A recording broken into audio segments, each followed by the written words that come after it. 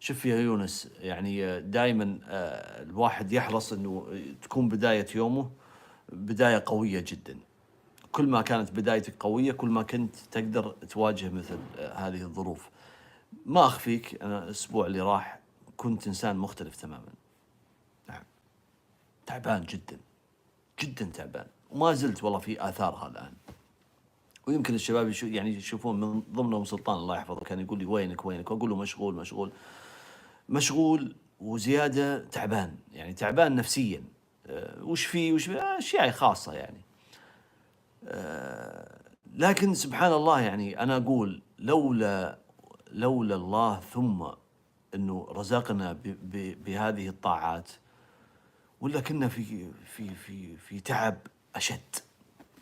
فاللهم لك الحمد على وجود هذا الدين، وعلى وجود مثل هذه العطايا من الله عز وجل، الصلاة والأذكار، ومحاولة قدر المستطاع أنك تكون قوي بالله، يعني تكثر من ذكر الله. والله أحيانا تجي أوقات أنه حتى ذكر الله ثقيل على لسانك، تقول يلا بس بروح أصلي، بس حتى ذكر الله ما تقدر عليه.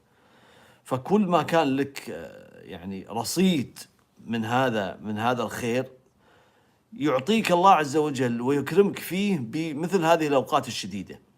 فدائما حصن نفسك وضبط نفسك في أوقات الرخاء خاصة، حتى تقدر أنك تواجه مثل هذه الشدة وتكون قوي أمامها. النفس تضعف ويجيك من الهم والغم الشيء الكثير، لكن كيف تواجهه؟ كيف تكون قوي؟ بالله. فدائما خل بدايتك قوية، اللي هي بصلاة الفجر. صلاة الفجر هي يعني بداية القوة. تصلي الفجر حاضر في المسجد، وتقرأ أذكار الصباح، وتتوكل على الله وتروح لعملك وتروح لشغلك، ولا تنشغل بالشيء اللي تحبه إذا أنت ما أنت بصاحب يعني دوام ولا.